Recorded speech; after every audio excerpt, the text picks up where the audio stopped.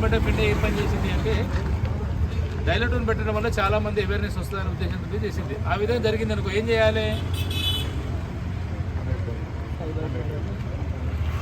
అంటే మీరు అది వినట్లే కాలర్ వినట్లే ఖాళీ ఇది పక్క పెట్టిస్తారా? రోజు నువ్వు 100 కాళ్ళు మాట్లాడతావు అనుకో, ఆ 100 కాలాల్లో 100 సార్లు ఈ మాట వింటావు. వినవా? 1930 అని చెప్పి ఒక టోల్ ఫ్రీ నెంబర్ ఉంది. ఆ నెంబర్కి ఇమీడియట్గా మీరు కాల్ చేస్తే ఆ అమౌంట్ ఏదైతే మనకు కెప్టెన్ అమౌంట్ ఉందో అది ఇమీడియట్గా ఫ్రీజ్ అయిపోద్ది. సపోజ్ మీ అకౌంట్ నుంచి నా అకౌంట్కి వచ్చింది, వితిన్ 5 minutes వితిన్ 15 minutes చెప్తే నా అకౌంట్ హోల్డ్ అయిపోద్ది. ఆ విధంగా సిస్టమ్లో కంప్యూటరైజ్ చేసి మరి తిరిగి నీ అమౌంట్ నీకు కోడ్ ద్వారా నీ అమౌంట్ నీకు వస్తుంది. వండిన తర్వాత చెప్తాను లేకపోతే 10 గంటలు చెప్తాను ఆ అమౌంట్ అంతా కూడా నా నుంచి ఒక 100 మందికి వెళ్ళిపోతుంది.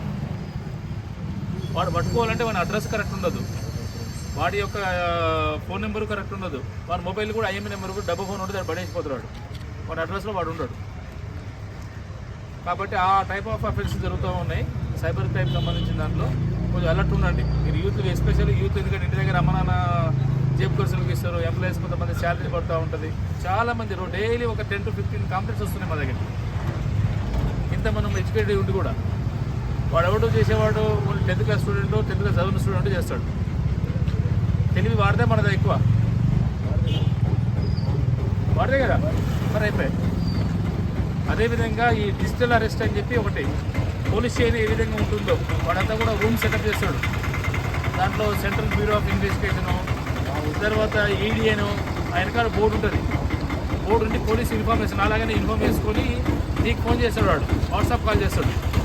చేసి నీ నెంబర్ మీద ఈడీ కేసు అయింది, నీ అకౌంట్ నెంబర్కి పలానా దగ్గర బొంబాయిలో ఒక ఈడీ కేసు అయింది, లేకపోతే డ్రగ్స్ కేసు అయింది, లేకపోతే గాంజా సంబంధించిన కేసు అయింది. ఆ అకౌంట్ వెరిఫై చేస్తే నీ అకౌంట్కి లింక్ అయ్యి ఉంది కాబట్టి నిన్ను కూడా అరెస్ట్ చేస్తున్నా అని చెప్పి వాడు మనల్ని బ్లాక్మెయిల్ చేస్తాడు, భయపెట్టిస్తాడు. లేకపోతే మన ఫ్యామిలీ పిల్లలు, లేకపోతే మన బ్రదరు, మన ఫాదరు, మన అంకులు ఎవరన్నా అక్కడ వేరే ఉన్నాడు, ఆయన పలానా ఢిల్లీలో ఉన్నాడు, ఆయన మీద కేసు అయింది, ఆయన అకౌంట్ చూస్తే మొత్తం నీకే లింక్ అయ్యి ఉంది, రెగ్యులర్ మీరు మాట్లాడుతూ నువ్వు కూడా దీంట్లో అరెస్ట్ చేస్తున్నా అని చెప్పి వాడు మనకు బ్లాక్మెయిల్ చేస్తాడు. జనరల్గా ఏమనుకుంటాం, అరే ఇన్ఫార్మ్ చేసుకుంది పోలీసు కూడా ఏమనుకుంటాం జనరల్గా. వాడు అట్లా ఆ విధంగా మనల్ని సెటప్ చేస్తాడు. వాడు వెనకాల బ్యాక్గ్రౌండ్ కానీ, వాడు వేసుకున్న డ్రెస్ కానీ, వాడిని నేమ్ ప్లేట్ కానీ అట్లా మనల్ని ఊరికి వాడు డైవర్ట్ చేసి పడేస్తాడు.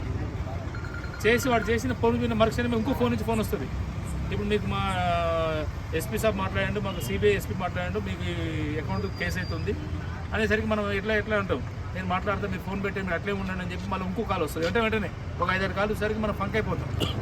వాడు అప్పుడు మనకు బేరం స్టార్ట్ చేస్తాడు. ఇమీడియట్గా నేను అకౌంట్ నెంబర్ పంపిస్తా, ఎవరు చెప్పొద్దు, నాకు 5 lakhs అమౌంట్ పంపి నేను ఆ కేసు నుంచి తీసేపిస్తా అంటున్నాడు. మనం భయపడిపోయి 5 కాడ 2 కాడ 3 కాడ ఒకటే వేస్తాం. ఆ వేసిన తర్వాత మళ్ళీ ఫోన్ చేస్తే వాడు ఫోన్ స్విచ్ ఆఫ్ వస్తుంది. ఈ టైప్ ఆఫ్ అరెస్టులు అవుతున్నాయి అంతా కూడా డిజిటల్ సంబంధించినటువంటి అరెస్టులు కానీ సైబర్ సంబంధించిన ఫ్రాడ్స్గా అవుతున్నాయి. కాబట్టి ఎస్పెషల్లీ యూత్ కొంచెం అలర్ట్ ఉండాలి. మీరు యూత్ అలర్ట్ ఉంటే ఇంటి దగ్గర రమ్మని చెప్తాం. మీరు యూత్ అన్నట్టు అనుకో, ఇంటి మీరు ఆఫీసులు పోతే ఆఫీసులో చెప్తాం. ఇది ఎక్కువ మనం స్ప్రెడ్ చేయాల్సిన అవసరం ఉంది. దాంట్లో భాగంగానే గవర్నమెంట్ ఆఫ్ ఇండియా కూడా మన డైలర్ టోన్ అదే పెట్టింది.